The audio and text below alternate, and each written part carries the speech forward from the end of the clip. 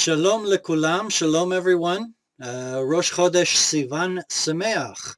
We're at the beginning of another new month, the month of Sivan. It's the third biblical month, the third month of the biblical calendar, and the ninth month of the civil calendar. Sivan. Sivan shows up one time in the Bible, in Esther chapter 8, verse 9. But that's actually only the Hebrew and Latin texts, and the Septuagint actually says that it's the first of Nisan. But in the Hebrew text, it shows up in Esther 8:9. Sivan is sometimes, what's the meaning of Sivan? It's sometimes translated as their covering, so that the an prefix means theirs. But it's actually more likely that it's a loan word from Akkadian. The Akkadian word of samanu is where we get Sivan from. The V, which was originally a W, like a W sound, is a bilabial, just like M in Simanu is a bilabial, just like in the Latin text, Siban, the B is also a bilabial. So these letters interchange. We can actually see that too in the month of Cheshvan, which is called Mar Cheshvan, which is Akkadian for Yereach Shavan or Shaman, Hashmona, the 8th month. So you can see Mar Cheshvan is actually Akkadian for the 8th month. So anyway, you see the Vav and the Mem changing out. Well, it's doing the same thing here in Sivan. It actually is related to the Hebrew word Zman. That's the word for time.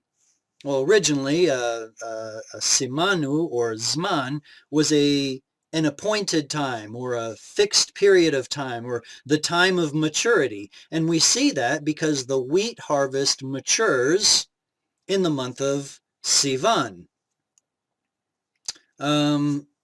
Well, that brings us to the biggest holiday in the month of Sivan. It's Shavuot. Shavuot is the Hebrew word for weeks. It's the Feast of Weeks, Shavuot. And the reason it's called the Feast of Weeks is because the Bible tells us to count 7 full Sabbaths, or figuratively 7 full weeks, which is equal to 50 days, and that brings us to Shavuot. It was a pilgrimage festival. All Israelite men were supposed to go to Jerusalem during Shavuot to present their first fruits of wheat. They would bring 2 loaves of wheat bread to the temple as their offering, as their first fruits offering. So 50 days from what? Well, according to rabbinic reckoning, and if you want to read about this, Rashi talks about it in his commentary to Leviticus 23. Shavuot always falls on the same day of the same date of the calendar year, the 6th of Sivan. Why? Because you start counting the day after the first day of unleavened bread, 50 days, and that brings you to the 6th day of Sivan. There are some minority sects, members of which Ibn Ezra's commentary calls deniers of tradition, who begin that 50-day count after the weekly Shabbat of the Festival of Unleavened Bread. But then he goes into a long commentary as to why they're wrong and why rabbinic tradition is correct. But anyway, if for those people who would count from the 7th day Sabbath in the middle of the Feast of Weeks, well, it means that Shavuot wouldn't necessarily fall on the same calendar day from one year to the next, but that it would always fall on a Sunday. Some people, I guess, find this attractive because they see that in the New Testament, Shavuot landed on a Sunday, so they want to try to make it always land on a Sunday. But according to Rashi and according to Ibn Ezra, these are wrong because they break from tradition, rabbinic tradition. So this holiday Shavuot is called Pentecost in the Septuagint because Pentecost is the Greek word for 50th. It's counting 50 days from that first day when the Omer Reshit is presented. In Leviticus 23 verse 10, we see that the first of the sheaves is to be presented at the temple. This is what is presented on this this first day of Omer counting, the in the week of unleavened bread that you're supposed to bring to the temple for a wave offering. That's what this is, and that would have been right after Passover. So what they would have been bringing is the first sheaves of barley. The barley ripens first. That's what's presented after Passover during the Feast of Unleavened Bread. And then 50 days later is when the wheat harvest matures. So anyway, back to Feast of Unleavened Bread. You know, a lot of people see this as a holiday where everybody comes to the temple and presents their first sheaf of barley, their Omer Reshit, presenting that to the temple. They call that first fruits, when it isn't actually, in the Hebrew, the actual word for first fruits, bikorim, isn't used. It's Omer Reshit, the first of the sheaves. The Omer. An Omer it's a dry measure totaling about 2 liters of volume. But it also means to bind sheaves of grain. So an Omer is a sheaf of grain. And this is what we see in Leviticus 23:10. We don't see Bikorim. When we see Bikorim, which is first fruits, that's actually talking about Shavuot. So it's a little bit, it's an error to say that there is a first fruits holiday during the Feast of Unleavened Bread, but rather there is a first sheaf, or first binding of grain that's presented during Feast of Unleavened Bread. I guess it doesn't help that most of the mainstream English translations of this verse do use the word first fruits, and that's not exactly accurate. First fruits isn't until Shavuot, Bikorim. So we have unleavened bread is the first sheaf of barley. Shavuot is going to be the first fruits, Bikorim, of wheat.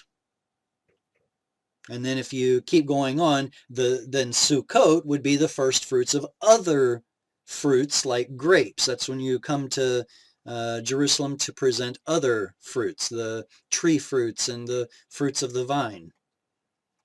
All right, so why is Shavuot significant, or how is it significant in the Bible? Well, most people would be able to tell you Israel received the Torah during Shavuot. God spoke the 10 commandments to the people.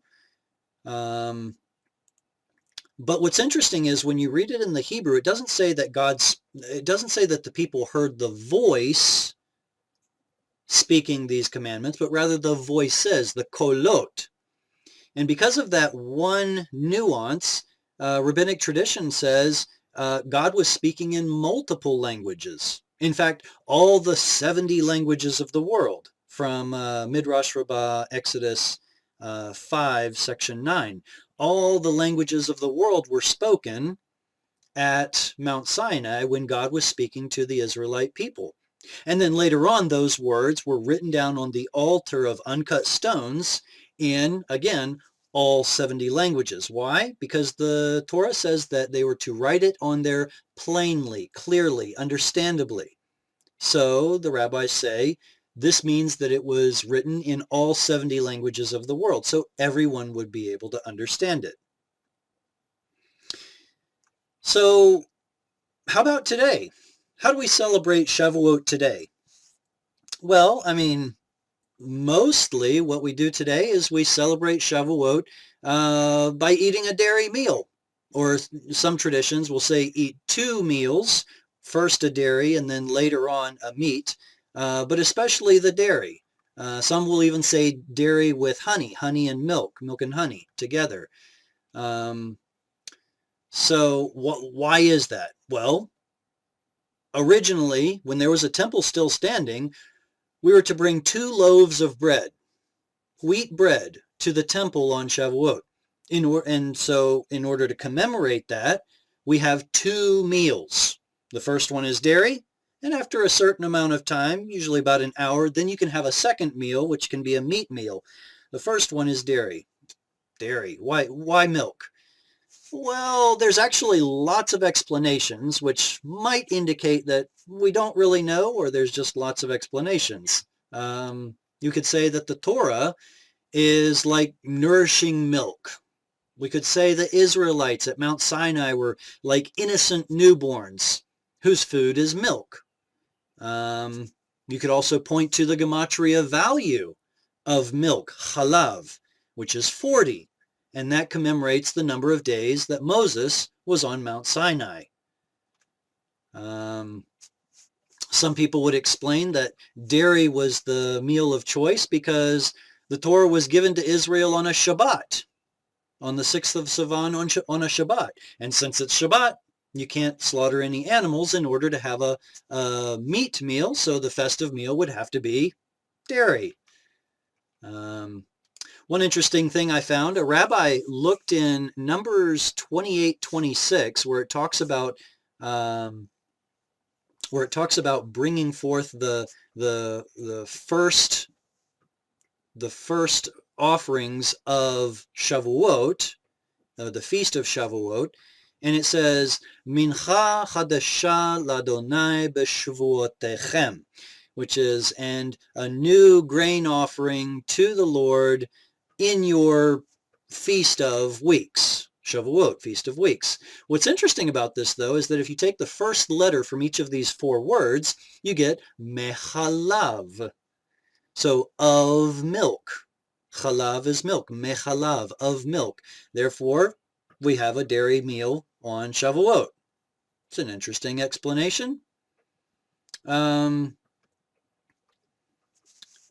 another section, there's another verse, Exodus 23:19, that ties Shavuot as the first fruits festival with the prohibition of milk and meat. You shall not boil a kid in its mother's milk.